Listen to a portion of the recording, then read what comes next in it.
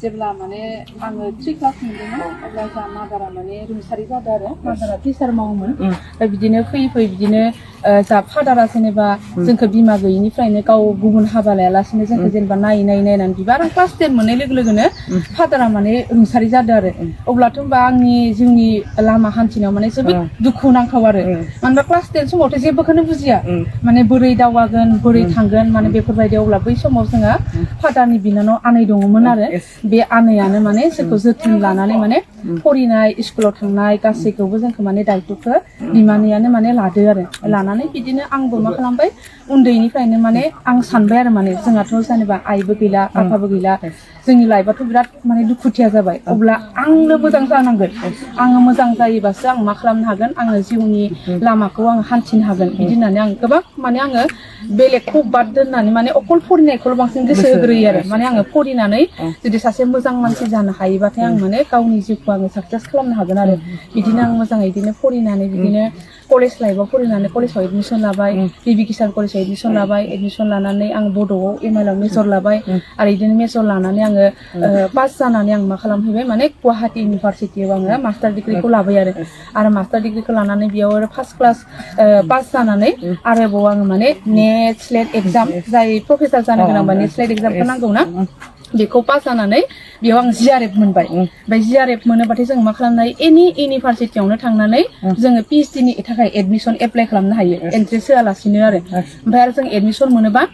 सरकारा जोंनि थाखाय फरायनो फैसा होयो आरो जोंहाथ' न'आव रावबो गैया नालाय आं मा खालामबाय ओरैबायदि आं गावखौनो गाव माने खाफाल गोनां साननानै लाबाय माने आं सानदोंमोन आरो एमए पास जाखांनायनि उनाव आंखौ सोर फरि होबावगोन एसेबां रां खरसा थांबाय दाथ' न'खराव रावबो मानसिबो गैया आरो बेयावनो आङो लाकिलि मा जाबाय जिआरएफ नांबाय जिआरएफ नांनाय लोगो लोगोनो आं मा खालामबाय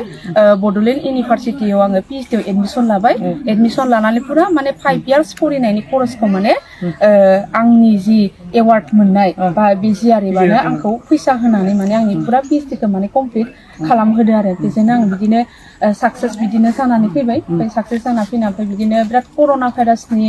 बिराद माने दावराव जादोंमोन ना बै समाव बे कर'ना भाइरासनि दावराव जानाय समाव कलेजफोराबो बन्द जाबाय आरो ओरै आंनि पिएइचडि जोबनायाबो जोब्बाय जोबनाय लोगो लोगोनो दा आरो आंनो थांना थानो थाखाय आरो दावगानो थाखाय फैसा नांबावगोन ना दाथ' बेखिनि फरायनाय खिनिया जोबनाय लोगो लोगोनोथ' फैसाखौ होला ओमफ्राय बेयाव मा जाबाय आङो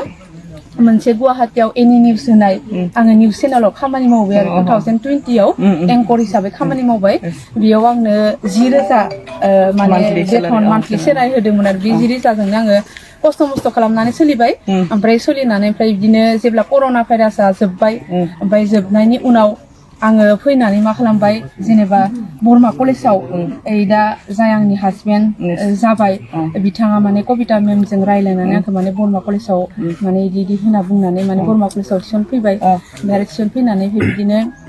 बिदिनो कलेजाव खामानि मावबाय थानायाव माने गोबां फाइनेन्सियेलि माने खस्थ' जादोंमोन आंहाबो ओमफ्राय जि आंनि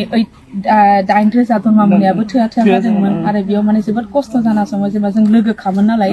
बियो आंखौ माने हेल्प खालामबाय आरो माने आंनि जिखिनि साख्रि होसोनाय बा इन्टारभिउआव थांनायाव जेसेखिनि खरस नांगौ फैसा नांगौ बेखौ माने बिथाङानो दा जाय आंनि हासबेन्ड बियो हेल्प खालामनानै होनानै बोरैबा लाकिलि बिबि किसान कलेजाव पस्टबो ओंखारबाय पस्ट ओंखारनानै ओमफ्राय आङो सिलेक्टबो जाबाय आरो माने सिलेक्ट जानानै ओमफ्राय बिदिनो आं दा बिबि किसान कलेजावबो